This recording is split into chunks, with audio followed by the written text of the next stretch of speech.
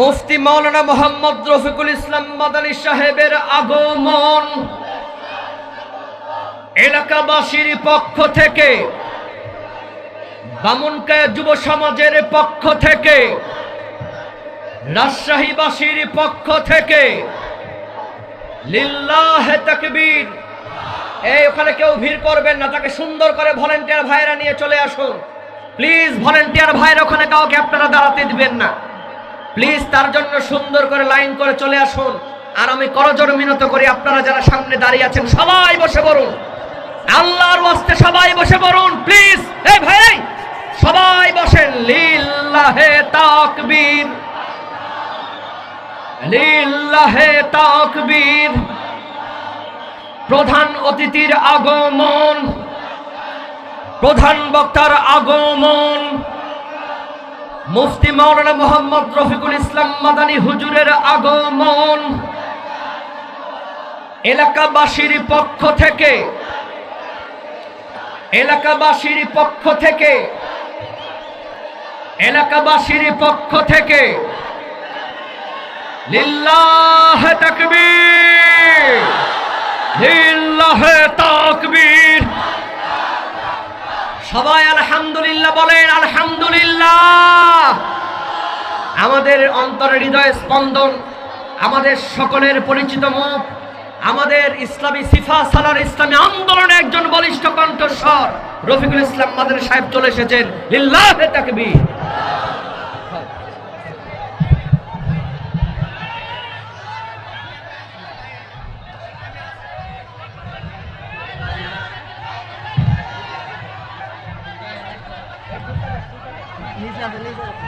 السلام عليكم ورحمة الله وبركاته.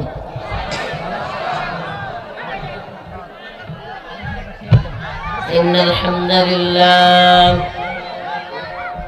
نحمده ونستعينه ونستغفره ونؤمن به ونتوكل عليه ونعوذ بالله من شرور أنفسنا ومن سيئات أعمالنا. من يهده الله فلا مضل له ومن يضلل فلا هادي له. ونشهد أن لا إله إلا الله وحده لا شريك له. أما بعد فأعوذ بالله من الشيطان الرجيم. بسم الله الرحمن الرحيم.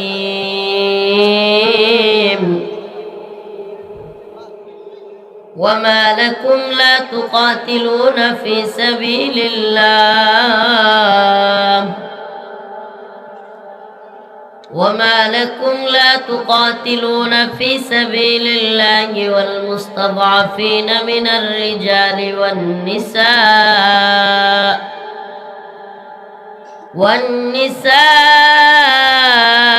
والولدان الذين يقولون ربنا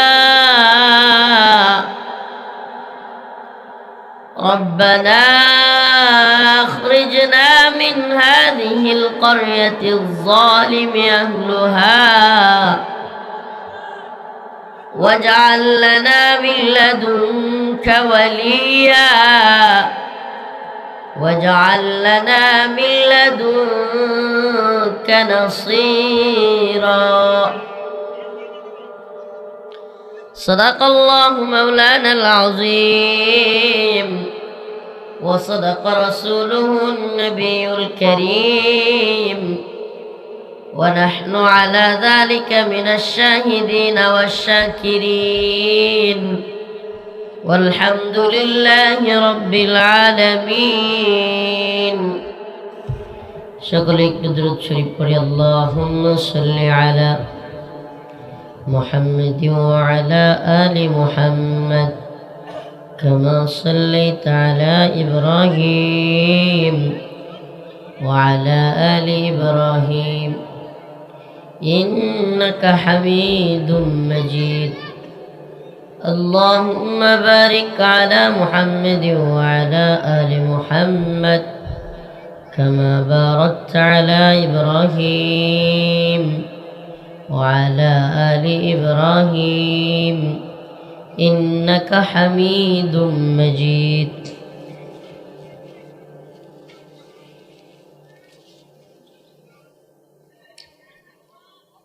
বামনখয়া যুব সমাজের উদ্যোগে আয়োজিত বামনখয়া বাগমারা রাজশাহীর আজকের এই ঐতিহ্যবাহী তাফসীরুল কোরআন মাহফিলের সম্মানিত উলামায়ে কেরাম, মুরব্বিয়ান আযম, অতিথিবৃন্দ, প্রিয় যুবক ভাইরা, স্নেহের ছোট ভাইরা, আল্লাহ রাব্বুল আলামিনের দরবারে অসংখ্য অগণিত শুকরিয়া যে আল্লাহ রাব্বুল আলামিন আপনাকে আমাকে কোরআন সুন্নাহ থেকে কিছু কথা বলবার এবং শুনবার ব্যবস্থা করে দিয়েছেন। সেজন্য অন্তরের অন্তঃস্থল থেকে কালিমাতু শুকর আদায় করে স্বতঃস্ফূর্ত আওয়াজ করে বলে আলহামদুলিল্লাহ। প্রিয় উপস্থিতি, লম্বা রাত হয়ে গেছে, আমার আরো আগে আসার কথা ছিল। আমি অনেক আগে আসছি ভাই, রাজশাহীতে আসছি সন্ধ্যার আগে বিমানে। এরপর থেকেই রাজশাহীতে আসি, দুইটা প্রোগ্রাম ছিল, একটা করে আসলাম, এই যে আরেকটা আপনাদের। যেটাতে গেছি ওটাতে বয়ান দেওয়ার কথা 10টায়, প্রথমে বলছে 9:30, পরে 10টায়, এরপরে 10:30টায় স্টেজে উঠাইছে। অনেক দেরি হয়েছে, এই জন্য আপনাদের এখানে আসতেও দেরি হয়েছে। আপনাদের কমিটির লোকেরাও আমার সাথে ছিল, তাই সেও দেখছে ওরা কি করছে। বাকি তারপরে যতক্ষণ বয়ান করার করলাম, বললো একটু হুজুর রুমাল ছেড়ে দেন, চাঁদা আদায় করে দেন, দিলাম। এরপরে চলে আসলাম। কমিটির একজন আপনাদের ফোন দিছে, হাদিয়ারও খবর নাই, কিছুর খবর নাই। এরপরে বলতেছে হুজুর আপনার হাদিয়া আমরা নিয়ে যাব। আমি বলছি ঠিক আছে, আপনাদের ইচ্ছা, কিন্তু আরেকটা প্রোগ্রাম আছে, ওইটাতেও তো ধরতে হবে, মানুষ আশা করে বসে আছে। প্রিয় ভাইরা আমার, আজকে আপনাদের সামনে আমি আলোচনা করব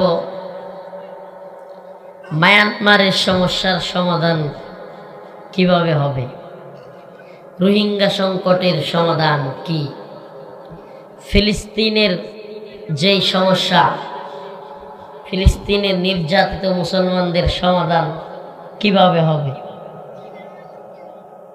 ভারতে বর্তমানে নতুন করে মুসলমানদের উপর নির্যাতন নিপীড়ন চলতেছে, এই সমস্যার সমাধান কিভাবে হবে। প্রশ্ন করতে পারেন হুজুর, জাতিসংঘ যে সমস্যার সমাধান করতে পারতেছে না, আমাদের নোবেল বিজয়ী ডক্টর ইউনূস সাহেব যে সমস্যার সমাধান করতে পারতেছে না, এটার সমাধান আপনি মাহফিলে দিবেন? ভাই আমি দিব না, আল্লাহর কোরআন দিবে। আমি দেওয়ার মতো কেউ না, আমি দিতে পারবো না। কোরআন সমাধান সেই 1450 বছর আগে লিখে রাখছে। এই মায়ানমারের এই সমস্যা, রোহিঙ্গাদের, এটার সমাধান কোথায়? ফিলিস্তিনের সমাধান কোথায়? ভারতের বর্তমান সমস্যার সমাধান কোথায়? এই সবগুলো সমস্যার সমাধান কোন পথে, এটা কোরআন বলবে। সুবহানাল্লাহ। আল্লাহ বলেন ওয়ামা লাকুম লা তুকাতিলুনা ফি সাবিলিল্লাহ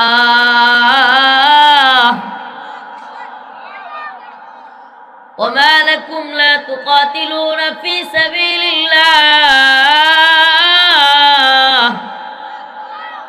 والمستضعفين من الرجال والنساء والولدان الذين يقولون ربنا أخرجنا من هذه القرية الظالم أهلها واجعل لنا من لدنك وليا واجعل لنا من لدنك نصيرا। যেহেতু বলছি ফিলিস্তিনের সংকটের সমাধান, রোহিঙ্গা সমস্যার সমাধান, বর্তমান ভারতীয় আধিপত্যবাদ কিংবা মুসলমানদের উপর যে নতুন আইন তৈরি করেছে ওয়াকফ বিল, শুনছেন আপনারা? এটার নাম শুনছেন? ওয়াকফ আইন। মুসলমানদের মাদ্রাসা, মসজিদ, ঈদগাহ, ওয়াকফ সম্পত্তিগুলো দখল করে নিচ্ছে। সমস্যার তো অভাব নাই, এত এত সমস্যা, অথচ আল্লাহ কোরআন বলতেছে সমাধান একটা পথে। কিছুদিন আগে, এই তো রিসেন্ট, মানে একেবারে মনে হয় 1 মাস হবে কিনা, 15-20 দিন আগে বা 1 মাস আগে, 1 মাস আগে হয়তো জাতিসংঘের মহাসচিব আসছিল বাংলাদেশে। বলতে পারেন আপনারা? রোজার মধ্যে, তাইলে তো 1 মাসই হবে মনে হয় নাকি? 1 মাস জাতিসংঘের মহাসচিব আসছিল। রোহিঙ্গাদের যে ক্যাম্প কক্সবাজারে, সেটা ঘুরে আসছে। আরে মিডিয়ায় তুলপাড়, বলা হয়েছে 1 লক্ষ রোহিঙ্গাকে ফেরত নিবে। আগামী রমজানের ঈদ উদযাপন করা হবে সেই রোহিঙ্গাদের সাথে মায়ানমারে গিয়া। শুনছিলেন গল্প? হ্যাঁ, এই গল্প শুনছিলেন? আমার আলোচনা বুঝতে হইলে আগে এই উদাহরণগুলো বুঝতে হবে। এখন আজকে আমাদের প্রধান উপদেষ্টার প্রেস সচিব বলল রোহিঙ্গাদের প্রত্যাবর্তন সম্ভব না। রোহিঙ্গাদের প্রত্যাবর্তন সম্ভব না। আরাকান আর্মি নামে একটা দল আছে মায়ানমারে, তাদের সাথে আলোচনাও করা যাচ্ছে না, আবার তাদের সাথে মিটিংও করা যাচ্ছে না। তো এই জন্য রোহিঙ্গাদেরকে পাঠানো যাচ্ছে না। আল্লাহ মাফ করুক, আমি ছোট মানুষ, কোরআন থেকে বললাম লিখে রাখেন, লিখে রাখেন। হে রাজশাহী বাগবাড়ার মুসলমান, এই ইউটিউবারদের মিডিয়ার সামনে কিংবা ইউটিউবারদের সামনে বা হাজারো জনতার সামনে বলে গেলাম, লিখে রাখেন, এই জাতিসংঘ নামের এই কুফরি সংস্থার মাধ্যমে এই বিশ্ব, এই তথাকথিত ইন্টারন্যাশনাল কমিউনিটির মাধ্যমে মুসলমানদের এই একটা সমস্যারও সমাধান হবে না। লিখে রাখেন, তারিখটা লিখে রাখেন। 2025 সাল এপ্রিল মাস 19 তারিখ পড়ে গেছে, 18 তো শেষ, 12টার পরে 19 এপ্রিল লিখে রাখেন। ছোট্ট মানুষ, যে হুজুর বলে গেছে কোরআন থেকে যে সমস্যাগুলোর সমাধান, আরে যে সমস্যা শুরুই করছে আমেরিকা, যে সমস্যা শুরুই করছে জাতিসংঘ, এই সমস্যা এরা আবার কেমনে সমাধান করবে? আরে মূলে বুঝতে হবে। মুসলমানদের সমাধানগুলোর মূল যদি না বুঝেন, সারা দিন চিৎকার করবেন, কিছু সময় আওয়ামী লীগের বিরুদ্ধে, কিছু সময় শেখ হাসিনার বিরুদ্ধে, কিছু সময় ভারতের বিরুদ্ধে, চিৎকার চেঁচামেচির শেষ হবে না। কিন্তু এই সমস্যাগুলোর মূল জায়গায় আপনাকে যেতে হবে। মুসলমান, ফিলিস্তিনের যে সমস্যা, এই সমস্যার মূল হলো আমেরিকা। এই ইসরায়েল রাষ্ট্র, যেটা এখন রাষ্ট্র হিসেবে জাতিসংঘে নিবন্ধন পাইল, এই ইসরায়েল রাষ্ট্রটাই গঠন করছে আমেরিকা। এই বর্তমান এই জালেম, এই বর্তমানে পুরা পৃথিবীর সবচাইতে বড় জালেম রাষ্ট্র, এটাকে রাষ্ট্র বললেও ভুল হবে, এটা একটা সন্ত্রাসী সংগঠন। এই ইসরায়েলকে তৈরি করছে আমেরিকা, মিসাইল দিয়ে, অস্ত্র দিয়ে, রাজনৈতিক শেল্টার দিয়ে, জাতিসংঘে সনদ দিয়ে, জাতিসংঘকে থামায় রেখে সব কিছু করে আজকের ইসরায়েলকে, এই ইহুদিদেরকে প্রতিষ্ঠায় করেছে আমেরিকা। তাইলে যে আমেরিকা, যেই পশ্চিমারা, যে জাতিসংঘ এই সমস্যাগুলো তৈরি করছে, এরাই সমস্যাগুলো সমাধান করবে? হ্যাঁ, আপনি কি জানেন যে মায়ানমারের আরাকানের কিছু অংশ, বাংলাদেশের চট্টগ্রামের, পার্বত্য চট্টগ্রামের কিছু অংশ, ভারতের ত্রিপুরা বা ওইসব অঞ্চলের কিছু অংশ একত্রিত কইরা এই বিশ্ব মরলরা, এই ইহুদিবাদী এবং খ্রিস্টান ইন্টারন্যাশনাল কমিউনিটি এখানে জুমল্যান্ড কিংবা খ্রিস্টান রাষ্ট্রের স্বপ্ন দেখে তারা, এটা আপনি জানেন? আপনি জানেন না, আপনার মাথায়ও নাই।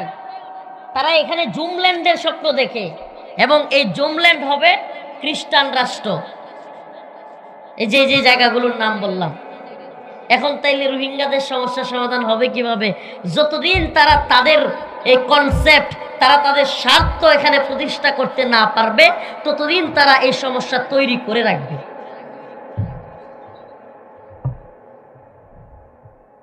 প্রিয় ভাইরা আমার, একদিকে গ্রেট ইসরায়েল, ইহুদিবাদীরা পুরো পৃথিবীতে ইহুদিবাদী সাম্রাজ্য প্রতিষ্ঠা করার জন্য তাদের রোড ম্যাপ তৈরি করে রেখেছে। তাদের অর্থায়ন, তাদের যুদ্ধ, তাদের অর্থনীতি, তাদের পুরো সেক্টরগুলো এই নতুন তাদের যেই রোড ম্যাপ, তাদের যেই তামান্না, তাদের যে স্বপ্ন গ্রেট ইসরায়েল রাষ্ট্র প্রতিষ্ঠা করা, সেটা কি? ইহুদিবাদীদের এমন এক রাষ্ট্র হবে যেটা পুরো পৃথিবী শাসন করবে। আপনি কি জানেন বর্তমান আমেরিকার আদর্শ, বর্তমান আমেরিকার নীতি নির্ধারণ করে ইহুদিবাদীরা? আমেরিকার নীতি ঠিক করে এই সিনেটর বলেন, মার্কিন সিনেট বলেন, মার্কিন পররাষ্ট্র মন্ত্রণালয়ের অবস্থান বলেন, কিংবা তাদের নীতি নির্ধারণী ফোরাম বলেন, সব কিছু ঠিক করে এই ইহুদিবাদীরা। প্রিয় ভাইরা আমার, কি বললাম? একটু আলোচনা বুঝতে একটু কষ্ট হলে আমি সহজ করে দিব, কিন্তু একটু বুঝবার চেষ্টা করেন উম্মার বর্তমান পরিস্থিতি এবং এটার সমাধান কোরআন কি বলে। এখান থেকে নিতে হলে আপনাকে এই প্রথম কথাগুলো, বর্তমান বিশ্ব পরিস্থিতিটা একটু বুঝতে হবে। ইহুদিবাদী ইসরায়েল, তাদের তামান্না কি? দ্য গ্রেট ইসরায়েল রাষ্ট্র গঠন। গ্রেট ইসরায়েল কি? আরো সহজ করে বললে, পুরো পৃথিবী ইহুদিবাদীরা শাসন করবে। কারা শাসন করবে? তাইলে এটা করতে হলে কি করতে হবে? অর্থনৈতিকভাবে পুরো পৃথিবীর রাজত্ব তৈরি করতে হবে, সামরিকভাবে পুরো পৃথিবীর রাজত্ব তৈরি করতে হবে। এমনকি ফুড, খাবার, বিশ্বের খাবারের নিয়ন্ত্রণ আমাদের হাতে নিতে হবে। কিভাবে নিব? পুরো পৃথিবীতে ইসরায়েলি প্রোডাক্ট দিয়া, ইসরায়েলি পণ্য দিয়া একেবারে ভরপুর করে ফেলতে হবে। মুসলিম রাষ্ট্র, 90% মুসলমান চিল্লাবে আমাদের বিরুদ্ধে, কিন্তু সেই রাষ্ট্রের প্রধানতম এয়ারপোর্ট শাহজালাল আন্তর্জাতিক বিমানবন্দরে আমাদের পণ্য থাকবে, আমাদের ইকুইফিনা থাকবে, আমাদের কিনলে পানি থাকবে, আমাদের পানি ব্যতীত অন্য কোনো পানি থাকবে না। আবার কয় ঠিক? কিছু বুঝছেন আপনি? সেই ইসরায়েল কত দূরের রাষ্ট্র, অথচ আপনার আমার এই যে আজকেও বিমানে আসলাম রাজশাহী, আমাদের বিমানবন্দরে ইকুইফিনা এবং কিনলে ব্যতীত অন্য কোনো বাংলাদেশি পানি কিংবা অন্য কোনো পানি পাওয়া যায় না, ইসরায়েলি পণ্য। আপনি বুঝতে পারেন ইসরায়েলের ক্ষমতাটা কত গভীরে ঢুকছে। আমাদের ময়মনসিংহে একটা যুবক ছেলে ইসরায়েলি পতাকা বানায়া বিভিন্ন অফিস আদালত, বিভিন্ন হসপিটাল, বিভিন্ন জায়গায় রাখছে, যেখানে পা দিয়া মানুষ উঠে সেই জায়গায় যেন ইসরায়েলি পতাকা থাকে, পা দিয়া যেন যায়, যেন ইসরায়েলিদেরকে একটু অপমান করা যায়, মুমিনদের অন্তরটা শান্ত হয়। ওই ছেলেকে পুলিশ ডিবি গ্রেফতার করছে। আপনি কল্পনা করতে পারেন ইহুদিবাদী ইসরায়েলের ক্ষমতা কত গভীরে? আপনি কল্পনা করতে পারেন যে আপনি ইসরায়েলের বিরুদ্ধে বলতে পারবেন বাংলাদেশে বসে, কিন্তু ইসরায়েলকে যে দুধ খোলা দেয়, ইসরায়েলকে যে টাকা দেয়, ইসরায়েলকে যে মিসাইল দেয়, ইসরায়েলকে যে অর্থনৈতিকভাবে শেল্টার দেয়, রাজনৈতিকভাবে শেল্টার দেয়, পুরো পৃথিবীর যে কোনো মুসলমান দেশ মিশর থেকে যদি ইসরায়েলকে গুলি করতে চায়, মিশরের মধ্যে বোমা মারে। ইয়েমেন থেকে যদি ইসরায়েলকে কেউ বোমা মারতে যায়, ইয়েমেনে বোমা মারে। সব কিছু যে করে, ওই আমেরিকার বিরোধিতা আপনি করতে পারবেন না। কেন? ওই যে দ্য গ্রেট ইসরায়েল প্রতিষ্ঠা করতে হবে। দ্য গ্রেট ইসরায়েল, ইহুদিবাদীরা পুরো পৃথিবী শাসন করবে। ইহুদিবাদী পণ্ডিতরা স্বপ্ন দেখতেছে যে এই ইসরায়েল এমন এক রাষ্ট্র হবে, ইহুদিবাদীদের ক্ষমতা পুরো পৃথিবীতে হবে। আমাদের মসিহ আসতেছে, নাউজুবিল্লাহ। নাম কি তাদের? মসিহ। মসিহের নাম কি? দাজ্জাল, মসিহুদ দাজ্জাল। এখন এই আলোচনাগুলো বললে অনেকেই বলে, হুজুরা কি বলে, কিসের দাজ্জাল, কিসের গ্রেট ইসরায়েল, সব মাথার উপর দিয়ে যাইতেছে। হুজুর একটু আওয়ামী লীগের কথা বলেন, আমি বুঝবো। আরে আওয়ামী লীগ কোনো গোড়ার ডিমই না, আপনি বুঝেন নাই ভাই। আপনার মূল শত্রু আওয়ামী লীগ না।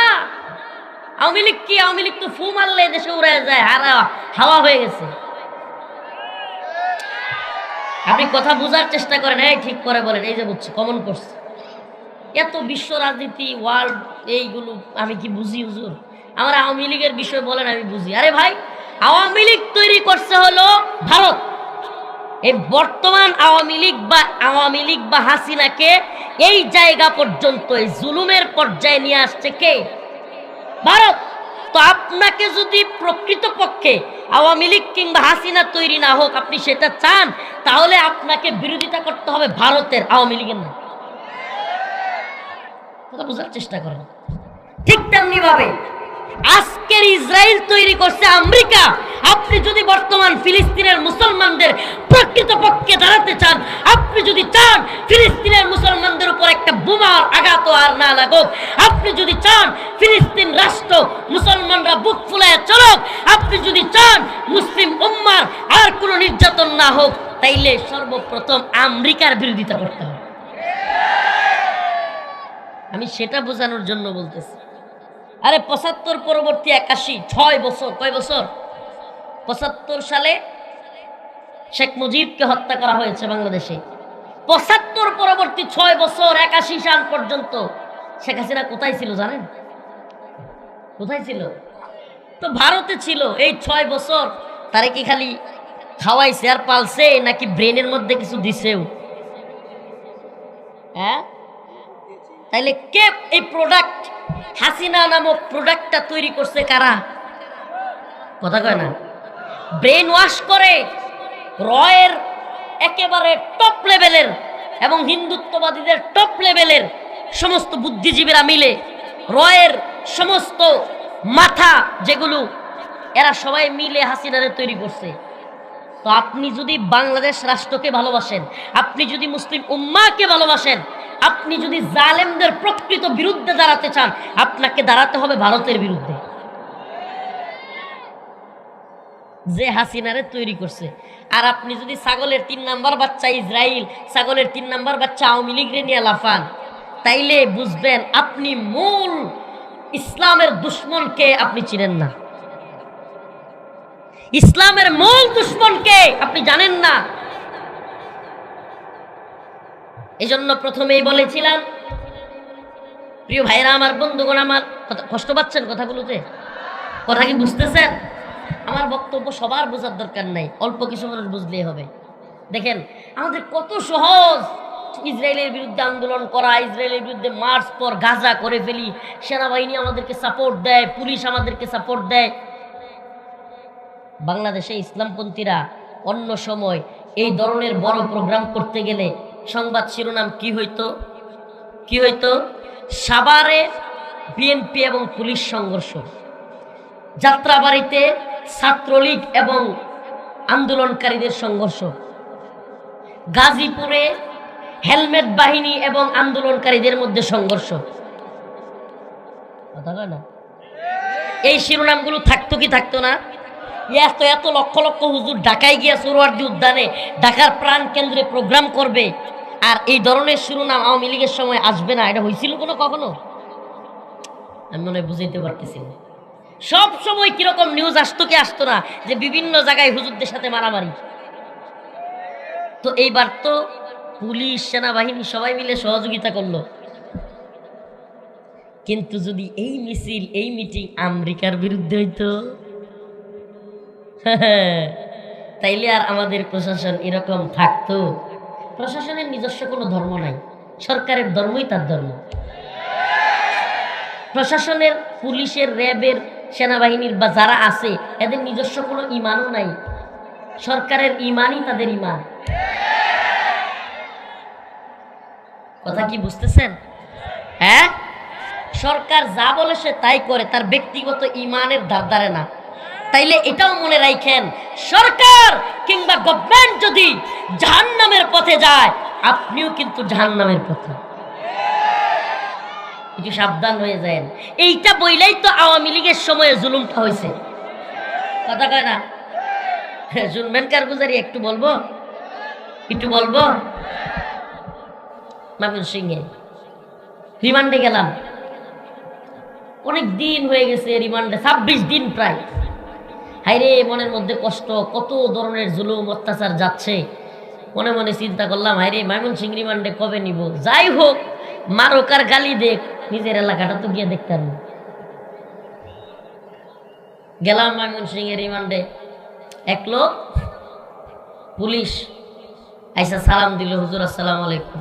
বললাম ওয়ালাইকুম আসসালাম। বলে হুজুর আমারে চিনছেন? আমি কই না।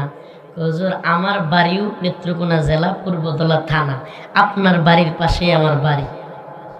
মনটা একটু খুশি হইল। বলতেছে হুজুর আপনারা যে জুম রুমে রাখছি ওখানে তো মশারি নেই, তো মশারি নেই, আপনারা দুইটা কয়েল এনে দিই। বললাম যে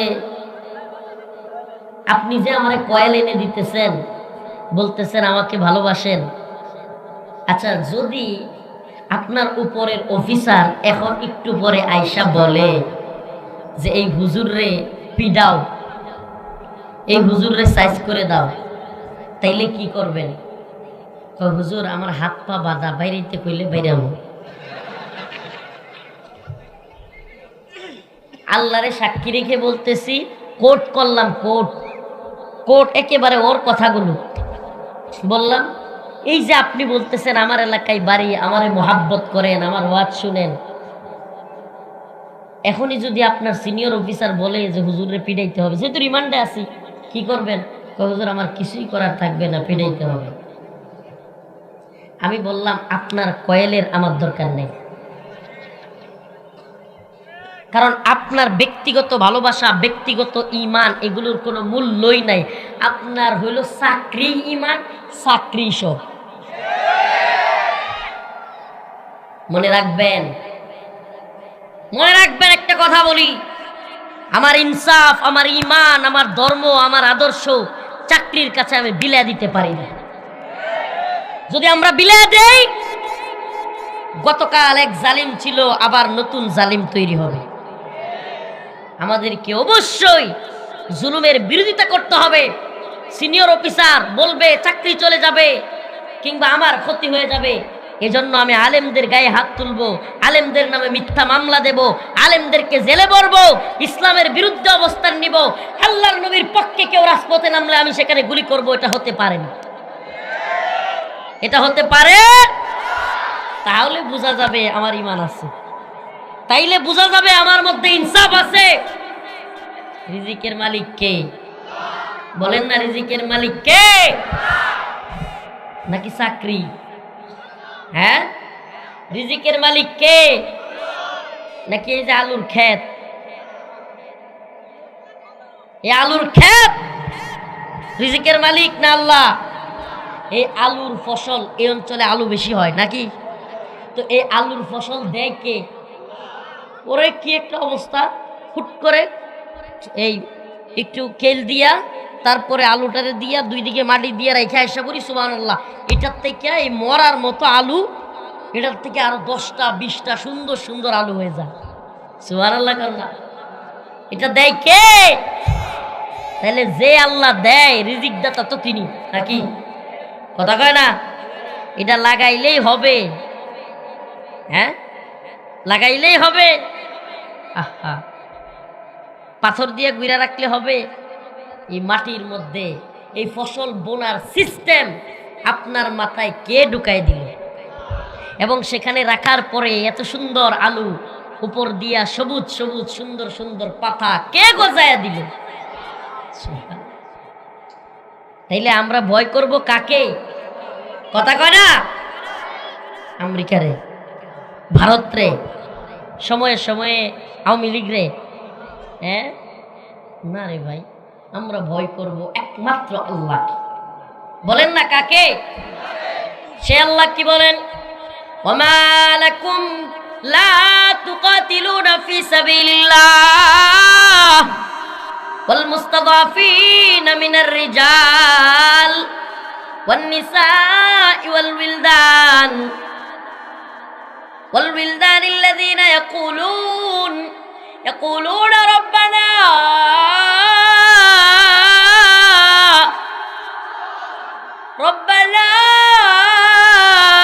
اخرجنا من هذه القرية الظالم أهلها واجعل لنا من لدنك وليا واجعل لنا من لدنك نصيرا। ও বর্তমান উপদেষ্টা মণ্ডলী, ও আমার স্টেজে বসে থাকা ভাইরা, এই মিডিয়ার মাধ্যমে যত শ্রোতা আমার এই বক্তব্য, আমার এই কথা শুনবেন, সবাইকে বলি, ওই জাতিসংঘের মহাসচিব কিংবা ওই পশ্চিমা কমিউনিটি ফিলিস্তিনের সমস্যা, মুসলমানদের রোহিঙ্গা সমস্যা, ভারতের সমস্যার সমাধান করবে না। আল্লাহ বলেন, আল্লাহ সরাসরি কোরআনের মধ্যে বলেছেন এই সমস্যার সমাধান মুসলমানদের হাতে। সুবহানাল্লাহ।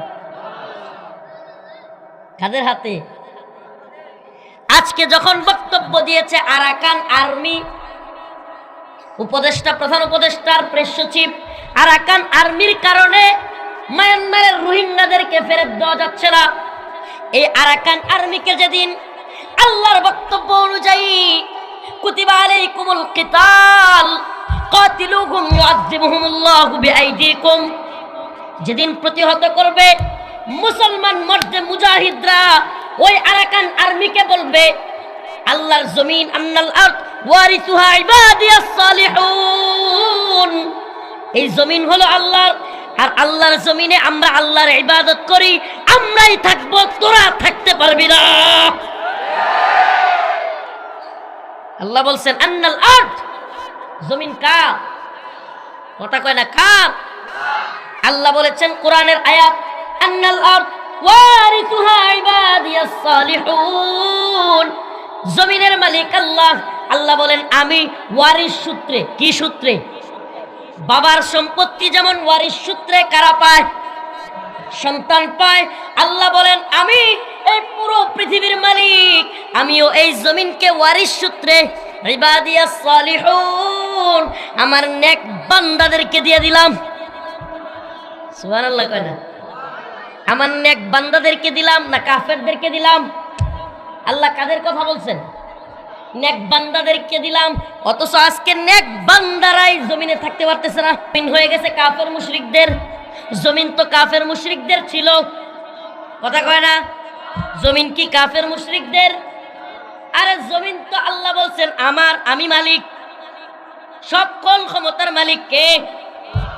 আল্লাহ বলছেন আমি মালিক। এখন আমি জমিন ওয়ারিস সূত্রে মুমিনদেরকে দিছি। কাদেরকে?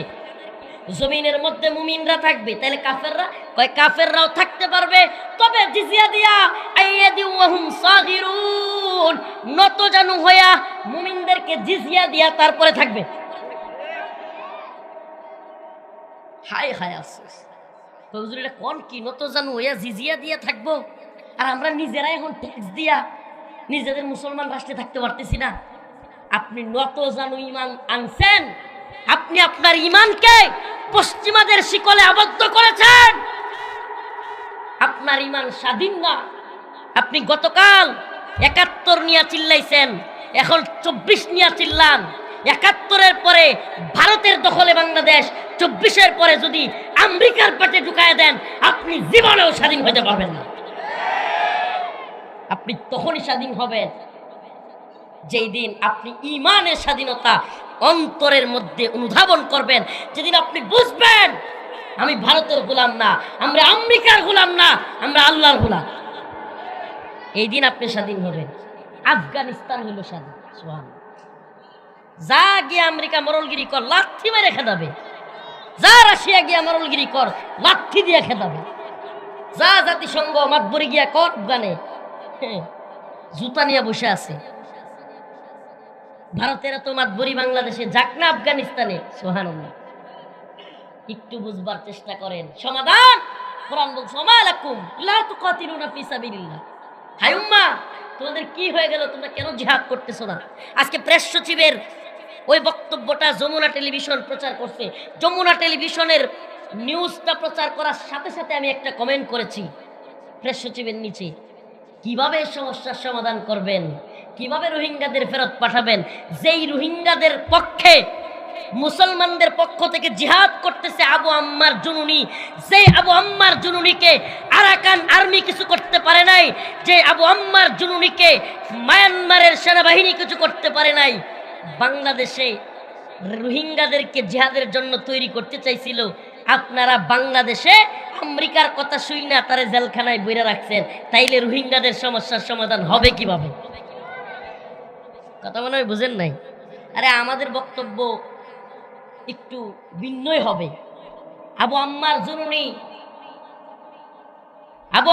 জুনুনি রোহিঙ্গাদের পক্ষে, মুসলমানদের পক্ষে মর্দে মুজাহিদ, আরবের একজন, মদিনা ইউনিভার্সিটির একজন টিচার, নিজের আরাম আয়েশ যশ খ্যাতি সব বাদ দিয়া রোহিঙ্গাদের অধিকার প্রতিষ্ঠার জন্য, মুসলমানদের অধিকার প্রতিষ্ঠার জন্য অস্ত্র হাতে তুলে নিয়েছে। ৭১ নিজের দেশের পক্ষে যুদ্ধ করবার কারণে মানুষ স্বাধীনতা পক্ষে থাকবার কারণে সে মুক্তিযোদ্ধা, আর রোহিঙ্গাদের পক্ষে, মুসলমানদের পক্ষে যুদ্ধ করার কারণে আবু আম্মার জুনুনি হয়ে গেছে জঙ্গি সন্ত্রাসী।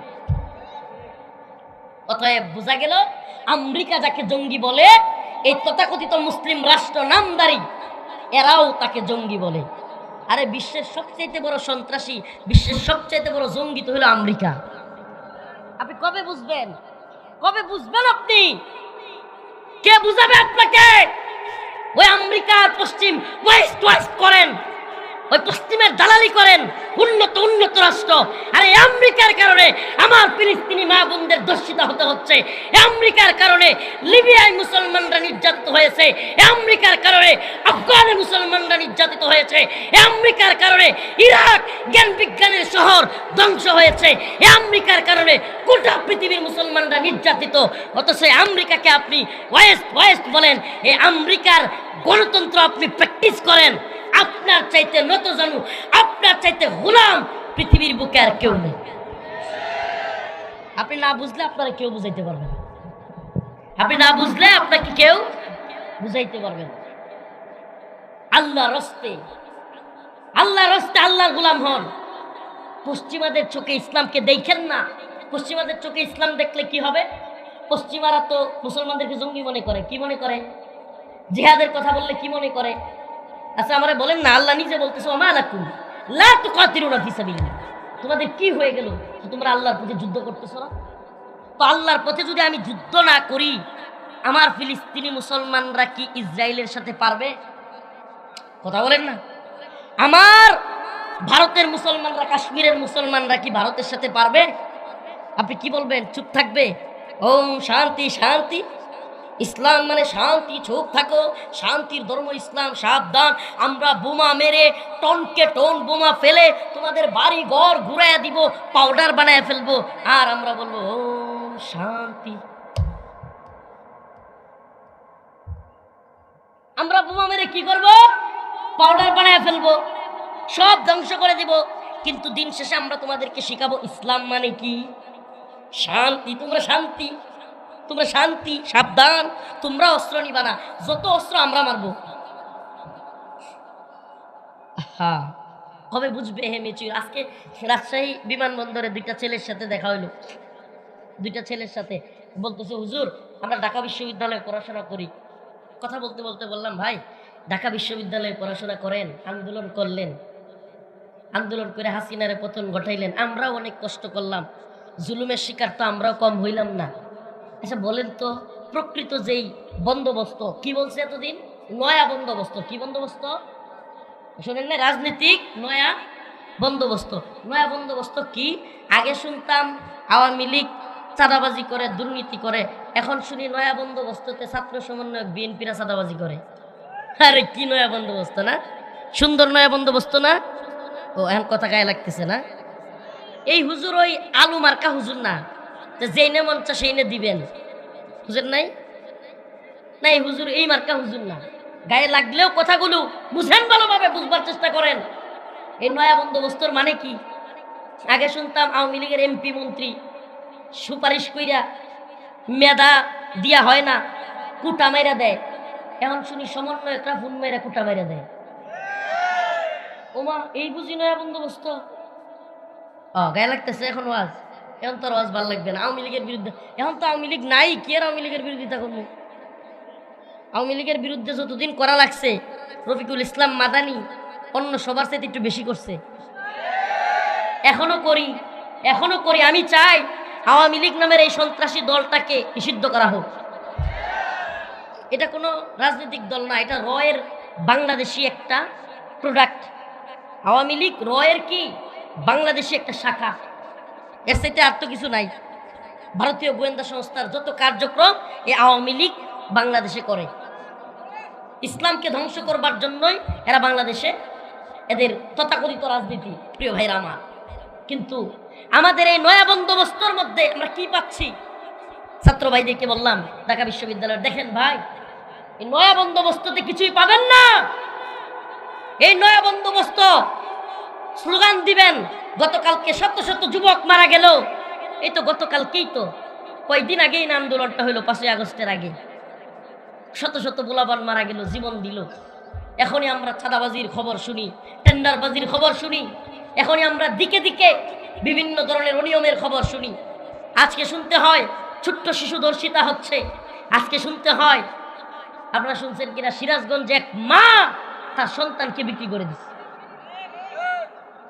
40,000 টাকায়। মাশাআল্লাহ, জানে এ কোন দুনিয়ায় আমরা আসতেছি? প্রিয় ভাইরা আমার, আসুন কোরআনের পথে, আসুন দ্বীনের পথে, আল্লাহর পথে। এছাড়া কোনো সমাধান নাই। বিশ্বাস করেন, কোনো সমাধান নাই। অমুকে অমুক পথ দেখাবে, অমুকে অমুক পথ দেখাবে, তমুক পথ দেখাবে। প্রিয় ভাইরা আমার, আল্লাহ বলেন ওয়ামা লাকুম লা তুকাতিলুনা ফি সাবিলিল্লাহ। তোমাদের কি হয়ে গেল? তোমরা আল্লাহর পথে কেন যুদ্ধ করতেছো না? কেন যুদ্ধ করব? এই নামাজ পড়ি তো আমরা, নামাজ পড়েন তো? এই যেখানে নামাজ পড়েন না, ভারতেও সেখানেই নামাজ পড়তো। জায়গাটার নাম মসজিদ। জায়গাটার নাম কি? আপনারা যেখানে নামাজ পড়েন, ভারতেও সেই জায়গায় নামাজ পড়তো। জায়গাটার নাম?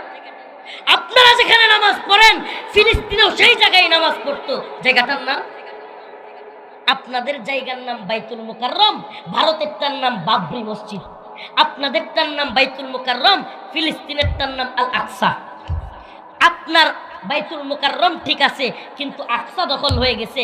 আপনার বাইতুল মুকাররম ঠিক আছে, বাবরি মসজিদ দখল হয়ে গেছে। আপনি কি মনে করেন বাইতুল মুকাররমে আওয়ামী লীগ থাকতে মুসল্লিদের উপর বুট পরে, সুজুতা পরে পুলিশ মুসল্লিদের উপর গুলি করে নাই? দখল প্রায় হয়েই গেছিল, আল্লাহ বাঁচাইছে। আল্লাহ না করুক আপনারা যদি নয়া বন্দোবস্তর নামে কোরআনের দিক থেকে ফিরে না আসেন, জিহাদের পথে ফিরে না আসেন, তাহলে আপনাদের মসজিদগুলো একইভাবে দখল হবে। এখন কথা বুঝে আসবে না। সুখে থাকতে কারো বুঝে আসে না। একটা কথা আছে, সুখে থাকতে ভূতে খিলা। ভূতে সুখে থাকতে কেউ বুঝে না। এখন তো আমার আল্লাহ মাফ করুক, আমাদের অনেক হুজুররা মনে করে আমরা ক্ষমতায় আইসেই পড়ছি, বুঝেন না? এখন নিফাক তৈরি হবে, এখন নিফাক তৈরি হবে, এখন বিভিন্ন বক্তব্য এদিক সেদিক হবে। আমেরিকাকে মাইনাস করা যাবে না, আমেরিকা বিশ্ব মরণ, আমেরিকা অমুক, আমেরিকা তমুক, আমেরিকার রাজনীতি, আমেরিকার বিরোধিতা করলে এদেশে আমাদের দলীয় সমস্যা হবে, এই হবে সেই হবে। 4 দিন আগে এই গল্পই আমরা শুনতাম, ভারতের বিরুদ্ধে বলা যাবে না, ভারত এটা করবে সেটা করবে। পুরা ডিম করবে মিয়া। আমার আল্লাহর উপর যদি আস্থা বিশ্বাস থাকে, ঈমান থাকে আল্লাহর উপর, ভারতে কিছু করতে পারবে না, আমেরিকাও কিছু করতে পারবে না। ইনশাআল্লাহ বিজয়ী মুসলমানরাই হবে। আমেরিকা পরাজিত হবে, ভারত পরাজিত হবে, ইসরায়েলও পরাজিত হবে। কি করতে হবে? ওমা লাকুম লা তুকাতিলুনা ফি সাবিলিল্লাহ। তোমাদের কি হয়ে গেল? তোমরা আল্লাহর রাস্তায় জিহাদ করতেছো না, আল্লাহর রাস্তায় কিতাল করতেছো না। খোলামেলা কথা, মুসলমানদেরকে দ্বীনের জন্য, ঈমানের জন্য অস্ত্র হাতে তুলে নিতে হবে, অস্ত্র হাতে তুলে নিতে হবে। সোজা বক্তব্য বুঝেন, মুসলমানদের জন্য, দ্বীনের জন্য, ঈমানের জন্য কি হাতে তুলে নিতে হবে? প্রয়োজন অস্ত্র হাতে তুলে নিতে হবে। এই ভূখণ্ড রক্ষা করবার জন্য, দ্বীন ঈমানের হেফাজত করবার জন্য আজকে ভারতে মসজিদগুলো ঘুরিয়ে দেওয়া হচ্ছে, মাদ্রাসাগুলো বুলডোজার দিয়ে ঘুরিয়ে দেওয়া হচ্ছে। আল্লাহ না করুক আগামীকালকে বাংলাদেশে হবে না, এটার কোনো ওয়ারেন্টি গ্যারেন্টি আপনারা কেউ দিছে? হ্যাঁ, যদি আপনার মাদ্রাসা, এই মসজিদ যেটাতে আপনি নামাজ পড়েন, ওই মাদ্রাসা যেটাতে কোরআনের তিলাওয়াত হয়, এগুলোর হেফাজত করতে চান, আপনারা চান, মনে রাখবেন আল্লাহ পাকের একটা বন্দোবস্ত আছে। এই একটাই পথে আপনার মসজিদ আপনি রক্ষা করতে পারবেন, এই একটাই পথে আপনি আপনার কোরআনের মাদ্রাসা রক্ষা করতে পারবেন, এই একটাই পথে আপনার বোন, আপনার মা, আপনার সন্তানদের, স্ত্রীদের ইজ্জত রক্ষা করতে পারবেন। সেই পথের নাম হলো ইউকাতিলুনা ফি সাবিলিল্লাহ, আল্লাহর রাস্তায় জিহাদ করা। আল্লাহর রাস্তায় কি করা? এটাই আল্লাহর পক্ষ থেকে বন্দোবস্ত, এটাই মায়ানমারের মুসলমানদের আবার ফিরে যাওয়ার পথ। কোনো কোনো কূটনীতি কাজ হবে না, কাজ হবে না। আপনি মনে রাখেন, এই বাড়ির পাশে বড় নেতা হুমরা সুমরার গরিব মানুষ যদি থাকে, ওই লোক মনে করেন প্রশাসন দিয়া মামলা কইরা মারছে, প্রিয় ভাইরা আমার, মোরল, বিরাট বড় মোরল, বিশাল ক্ষমতার অধিকারী, এখন ওই বাড়ির পাশে একটা গরিব মানুষ আছে, এখন এই মরলের সাথে ওই লোকের কোনো ইয়াই নেই, মিলেই না। ওই মরল ফোন দিলে ওসি এখন চলে আসবে এই জায়গায়, ওসি সাহেব চলে আসবে, ওই নেতা এত বড় টাইপের। এখন আমারে বলেন, ওই যে নরম মানুষটা, অসহায় মানুষটা, সে যদি গিয়ে থানায় মামলাও করে, কোর্টে মনে করেন থানায় মামলাও নিল না, কোর্টে মামলা করলো, এরপরে পুলিশ আসলো, পুলিশ আইসা তারে তার জায়গা বুঝাইয়া দিল, বাড়ি বুঝাইয়া দিল, কিন্তু যখনই পুলিশ চলে যাবে ওই মরলের লোকেরা আবারও ওই লোকের পিটানি দিবে কি দিবে না? আমার নামে মামলা করস, ঠিক কি ঠিক না? সেই অবস্থা আমাদের মুসলমানদের।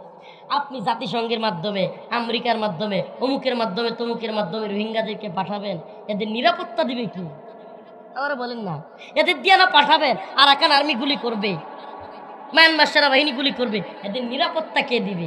আহা, এরপরেও যদি না বুঝেন নিরাপত্তা আমাকে দিতে হবে, আমার পায়ের নিচের মাটি আমার, এটা আমাকেই বলতে হবে, আমাকেই শিখতে হবে যে আমি মুসলমান, আমি আল্লাহর গোলাম, তোদের গোলামি করি না। তোরা আমার একটা গুলি করলে আমিও তোর একটা গুলি করব।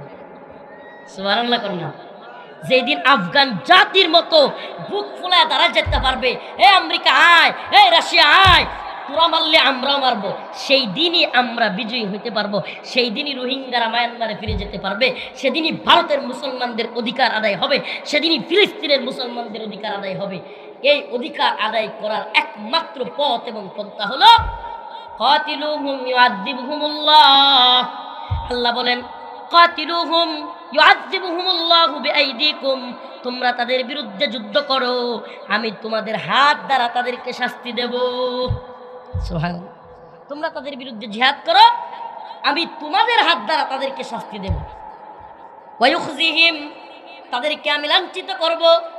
ওই আমেরিকাকে আফগানে আমি লাঞ্ছিত করেছি, ওই রাশিয়াকে আমি আফগানে লাঞ্ছিত করেছি। ও মুসলমান ইমানদার, তোমরা যদি দাঁড়ায় যাও, ফিলিস্তিনেও আমি ইসরায়েলকে লাঞ্ছিত করব, বাংলাদেশেও কাশ্মীরেও আমি ভারতকে লাঞ্ছিত করব। তবে তোমাদেরকে কাতিলুহুম ইউআযিবুহুমুল্লাহ, তোমাদেরকেও তাদের বিরুদ্ধে দাঁড়াতে হবে, জিহাদ করতে হবে। কে জঙ্গিবাদী বললো, কে মৌলবাদী বললো, এগুলো দেখে যদি তুমি বসে থাকো, ঘরের ভিতরে শান্তি শান্তি বলো, তুমি বলো দাওয়াত দিয়া, তুমি বলো তাবলিগ দিয়া, তুমি বলো পিরালি দিয়া, তুমি বলো ভোট দিয়া, সিলমারো বাই সিলমারো দিয়া ভারতের মুসলমানদের নিরাপত্তা নিশ্চিত করবে, হবে না।